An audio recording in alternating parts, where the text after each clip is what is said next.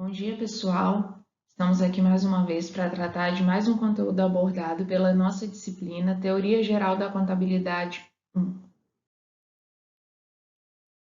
Nós temos aí como base para a nossa aula de hoje o capítulo 1 do livro do Niyama, Teoria Avançada da Contabilidade, que encontra-se disponível na biblioteca virtual da instituição, e o texto complementar Evolução da Contabilidade, seus avanços no Brasil e a harmonização com as normas internacionais.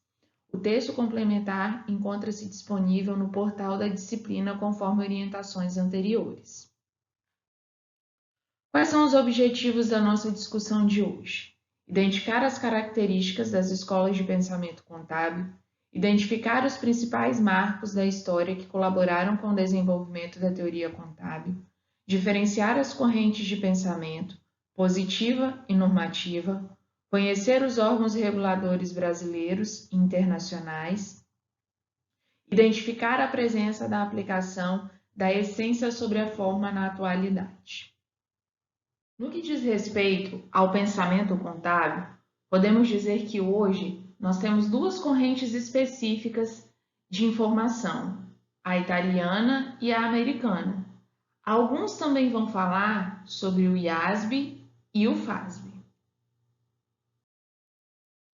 Em relação a pensamento, vale conceituar que são as reflexões dos contabilistas acerca dos fatos ocorridos no cotidiano.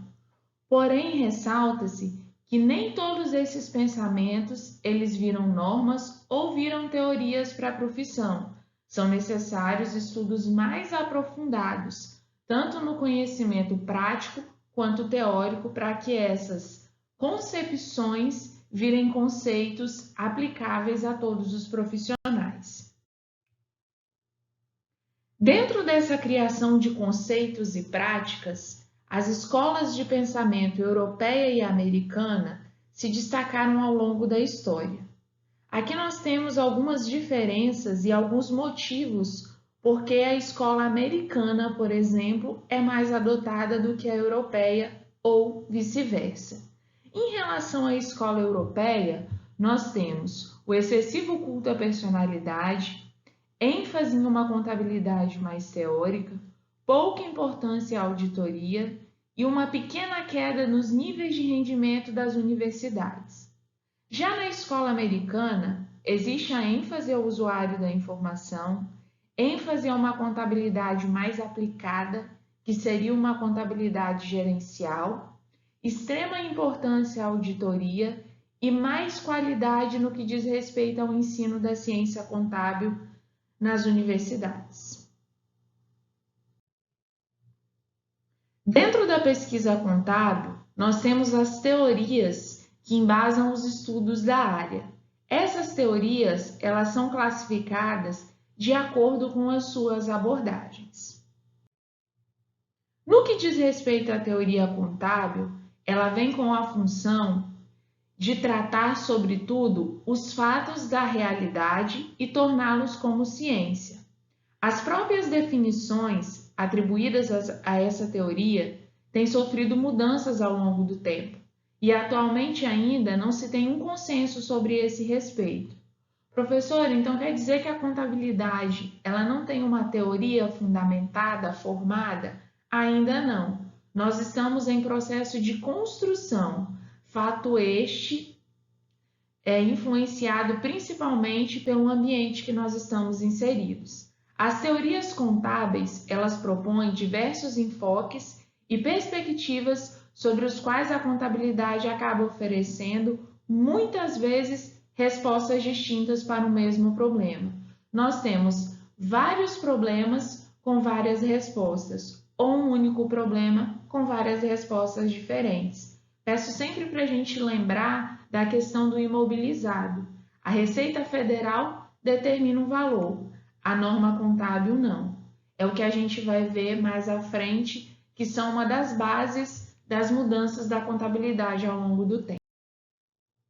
Ainda dentro da formação da teoria contábil, nós temos alguns fatos que ocorreram ao longo da história que contribuíram para o seu desenvolvimento.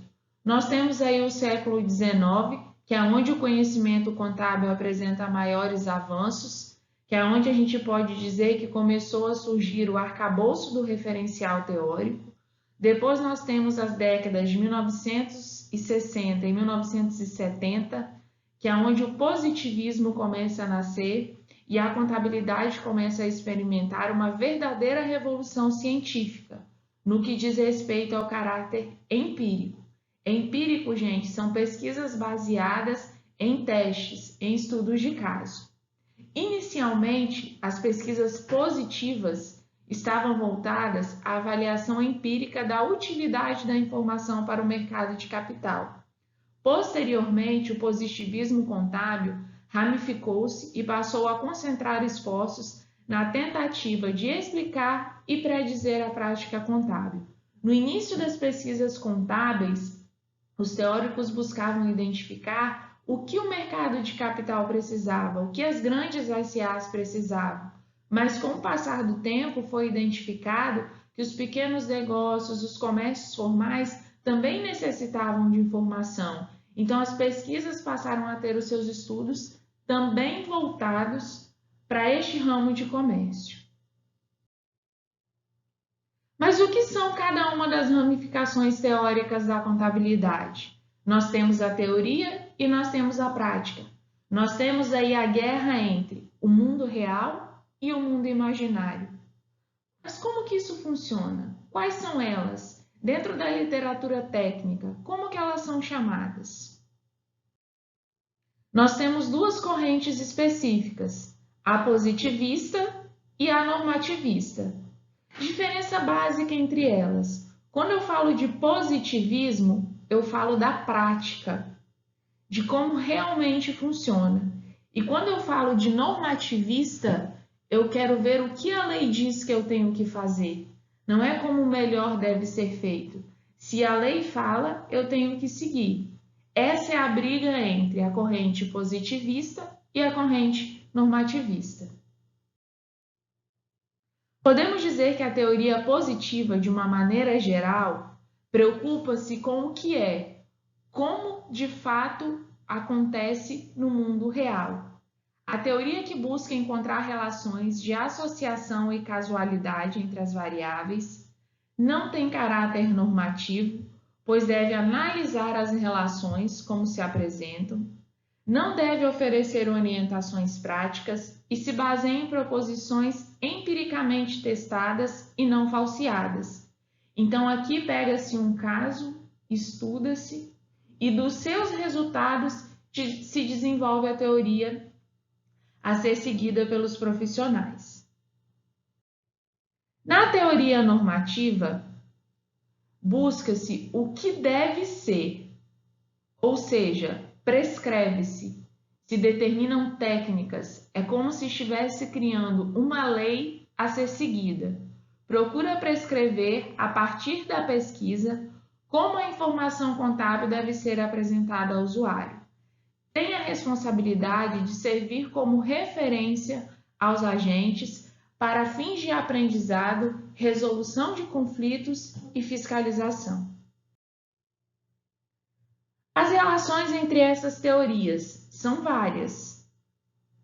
Uma boa teoria de contabilidade deve ser tanto positiva quanto normativa, de forma que explicará as práticas em termos de sua utilidade.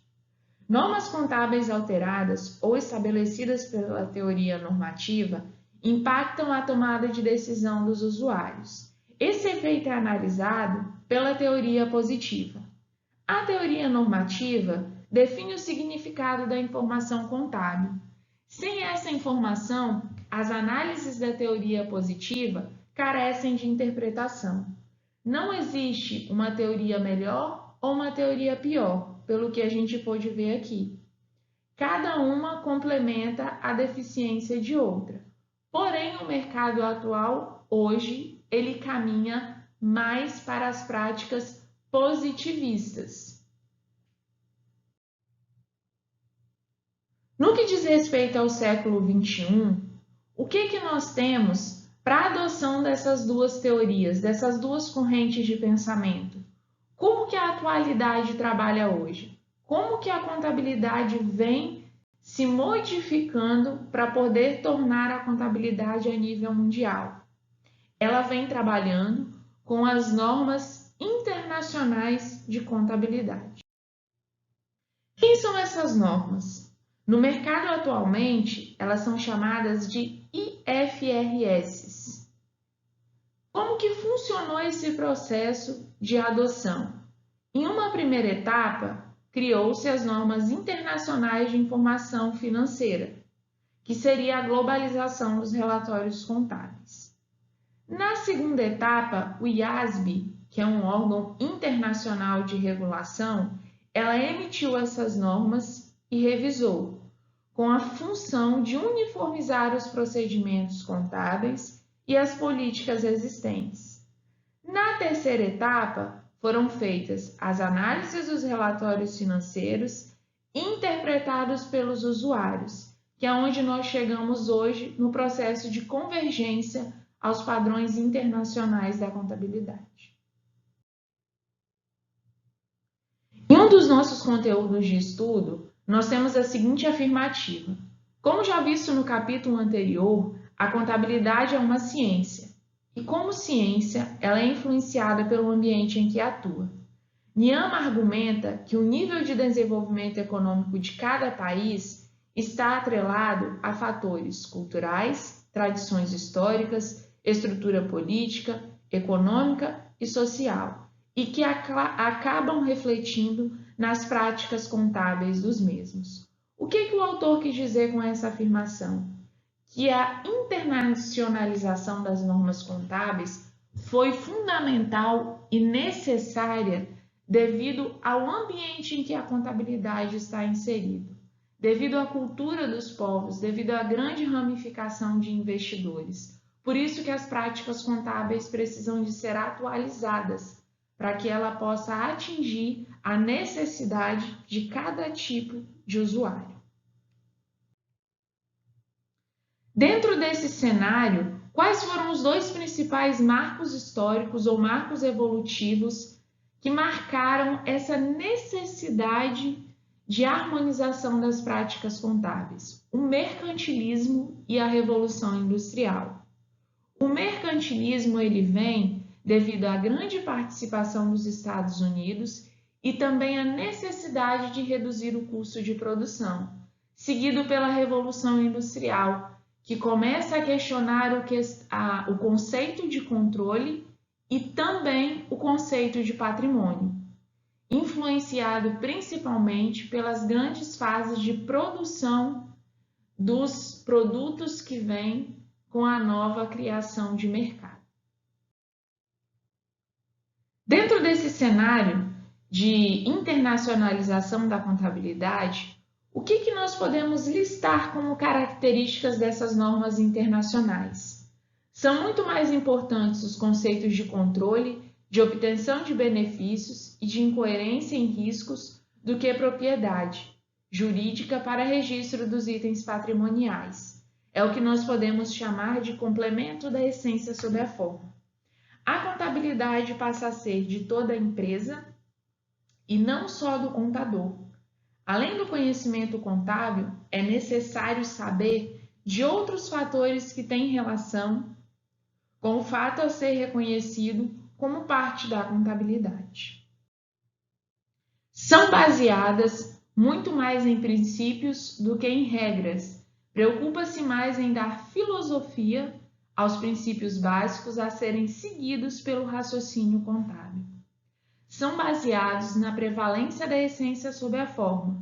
Antes de qualquer procedimento, o profissional que contabiliza ou quem audita devem levar em consideração a operação e as circunstâncias.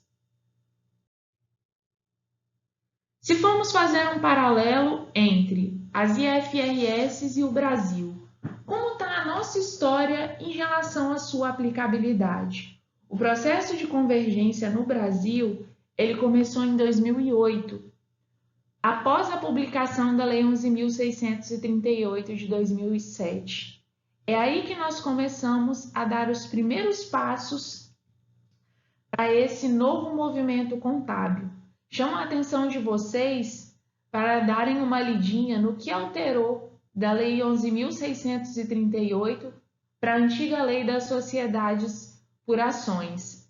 A contabilidade internacional, ela vem no Brasil com a função de construir um ponto comum entre os relatórios financeiros. Eu acho que esse ponto comum não é nem só para o Brasil, é para o mundo inteiro, para que o usuário da China possa entender o que o brasileiro fala, para que o brasileiro faça alguma coisa que o italiano possa entender e assim sucessivamente, tornando cada vez mais o mercado competitivo e de fácil acesso para qualquer tipo de investidor. Quais são os órgãos reguladores desse novo movimento contábil no Brasil? Quais são os órgãos que trabalham com essa disseminação da informação? Nós temos aí o Conselho Federal de Contabilidade, o CRC, a CVM, o CPC, a BMF-Bovespa, o IBRACON, são órgãos responsáveis por editar pronunciamentos, leis e normas para que nós, contadores, possamos trabalhar dentro desse novo ambiente, alicerçados nos órgãos internacionais, IASB e FASB, que, assim como os órgãos brasileiros, editam normas para a profissão a nível internacional. Dentro desse conceito no Brasil, nós temos o Conselho Federal de Contabilidade. Qual é a sua função? Orientar, normatizar e fiscalizar o exercício da profissão contábil. Ele vem aí por intermédio dos conselhos regionais de contabilidade decidir em última instância os recursos de penalidade a serem aplicados, além também de regular sobre os princípios contábeis a serem seguidos pelos profissionais brasileiros. Então, a gente pode dizer que o Conselho Federal de Contabilidade é a ponta da pirâmide do conhecimento contábil, alicerçado pelos demais órgãos. Em relação ao CPC, que é um órgão que trabalha com as normatizações e emissões de pronunciamento, ele surgiu em função de três necessidades. Em função do padrão de convergência internacional, para centralizar a emissão das normas e representar os processos democráticos. Apoiando esses outros órgãos, nós também temos a CVM, que disciplina, normatiza e fiscaliza o funcionamento do mercado de valores, e o IASB e o FASB, que trabalham na esfera internacional. Bons estudos, espero que o material tenha ajudado.